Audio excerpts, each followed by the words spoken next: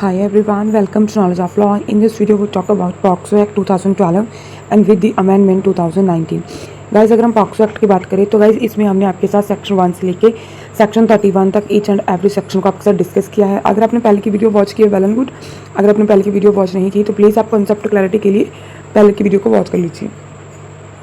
In this video we talk about chapter 7।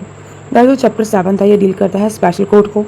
Special court में हमने guys section 28 से जो भी सेक्शन थे आपके साथ डिस्कस किए हैं one by one. In this video we talk about section 32 जो डील करता है स्पेशल पब्लिक प्रोसिक्यूटर को। तो गाइज अगर हम इसकी बात करें स्पेशल पब्लिक प्रोसिक्यूटर, सब सेक्शन 1 क्या बोल रहा है, the state government shall by notification in the official gazette.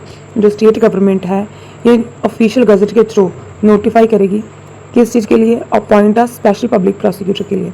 जब स्पेशल पब्लिक प्रोसिक्यूटर को, यहाँ पर पब्लिक प्रोसिक्यूटर नहीं स्पेशल पब्लिक प्रोसिक्यूटर की बात कर रही हूँ, कि जब उसे नोटिफाई करेगी अपॉइंट करेगी तो ऑफिशियल गजट के थ्रू नोटिफाई करेगी। ठीक, किस पर्पज़ के लिए, फॉर एवरी स्पेशल कोर्ट के लिए। स्पेशल कोर्ट की डेजिग्नेशन में कौन सी थी कोर्ट, सेशन कोर्ट। ठीक है, किस चीज़ के लिए, for conduct case only under the provision of this act. इसमें ये बोला गया है कि फॉर द पर्पज़ क्या है इसका, कि कंडक्ट करवाने हैं, conducting cases only under the provision of this act. जो हमारे पॉक्सो एक्ट के अंडर जो भी मैटर होंगे उसकी प्रोसीडिंग के लिए, उसकी कंडक्टिंग के लिए, केस की कंडक्टिंग के लिए जो स्पेशल पब्लिक प्रोसिक्यूटर है मींस एसपीपी को, स्पेशल पब्लिक प्रोसिक्यूटर को गवर्नमेंट नोटिफिकेशन अपॉइंट करेगी जब भी उसे लगेगा ऑफिशियल गजट के थ्रू नोटिफिकेशन के देकर। ठीक है, तो ये था हमारा सबसेक्शन 1।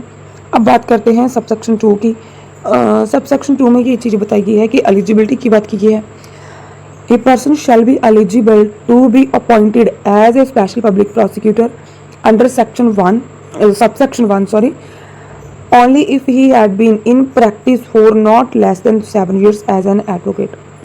जब भी उसे अपॉइंट किया जाएगा, ठीक, किस चीज़ के लिए, स्पेशल पब्लिक प्रोसिक्यूटर की, है ना, तो तब क्या होगा, किस पर्पज़ के लिए करेंगे, स्पेशल कोर्ट के लिए करेंगे। तो किस पर्पज़ क्या है, पर्पज़ ये है कि जो हमारे पॉक्सो एक्ट के अंदर जो भी मैटर है उसको ही सिर्फ देखा जाए। जो स्पेशल पब्लिक प्रोसिक्यूटर होगा वो सिर्फ और सिर्फ पॉक्सो एक्ट के अंदर जो मैटर होंगे उसी को देखेगा। और अगर इसकी एलिजिबिलिटी की बात करें तो उसकी एलिजिबिलिटी बताई गई है practice for not less than 7 years as an advocate. उसकी जो प्रैक्टिस होगी वो 7 years से लेस नहीं होनी चाहिए। ठीक, वो 7 साल से बीइंग एडवोकेट प्रैक्टिस में होना चाहिए। अगर हम बात करें सबसेक्शन 3 की गाइस, तो ये बात करता है every person appointed as a special prosecutor under this section shall be deemed to be a public prosecutor.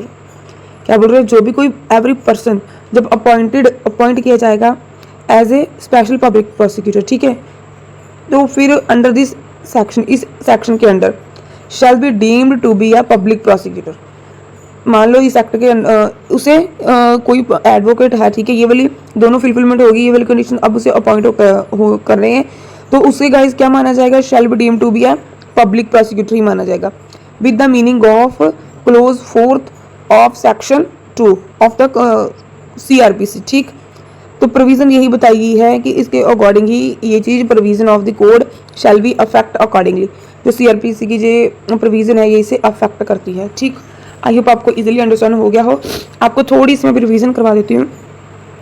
Guys ये हमारा चैप्टर 7 है जो डील करता है स्पेशल कोर्ट को लेकर। स्पेशल कोर्ट में आज हमने आपके साथ किया सेक्शन 32 जो डील करता है special public prosecutor means SPP। ठीक, तो गाइस जो इसका सबसेक्शन 1 है वो बात करता है कि जब भी को स्टेट गवर्नमेंट को लगेगा कि हाँ स्टेट गवर्नमेंट किसी पर्सन को स्पेशल पब्लिक प्रोसिक्यूटर अपॉइंट करना चाहती है, ठीक, किसके थ्रू, बाय द नोटिफिकेशन आ जाएगा ऑफिशियल गजट के थ्रू, उसे स्पेशल पब्लिक प्रोसिक्यूटर अपॉइंट कर सकते हैं। किस पर्पज़ के लिए, एवरी स्पेशल कोर्ट के लिए। स्पेशल कोर्ट के डेजिग्नेशन में कौन सी कोर्ट आती है, सेशन कोर्ट। कि उसका पर्पज़ क्या होगा, कंडक्टिंग सिर्फ जो पॉक्सो एक्ट के मैटर हो गए उसे कंडक्ट करना, ओनली पॉक्सो एक्ट। ठीक, एलिजिबिलिटी की बात करें सबसेक्शन 2 में, इसमें एलिजिबिलिटी बताई गई है कि not the less than as an advocate. उसकी जो प्रैक्टिस है गाइस वो 7 साल से कम की नहीं होनी चाहिए। ठीक, अगर हम बात करें सबसेक्शन 3 की, तो सबसेक्शन 3 में यही बात की गई है कि जो पर्सन भी जब उसे अपॉइंट किया जाएगा स्पेशल पब्लिक प्रोसिक्यूटर, इसी सेक्शन के अंडर उसे शैल बी डीम्ड, उसे क्या माना जाएगा, एज ए पब्लिक प्रोसिक्यूटर ही माना जाएगा। इसका मीनिंग किसके साथ बताया गया है उन्होंने, क्लोज 4 सेक्शन 2 के CRPC code of criminal procedure 1973 में।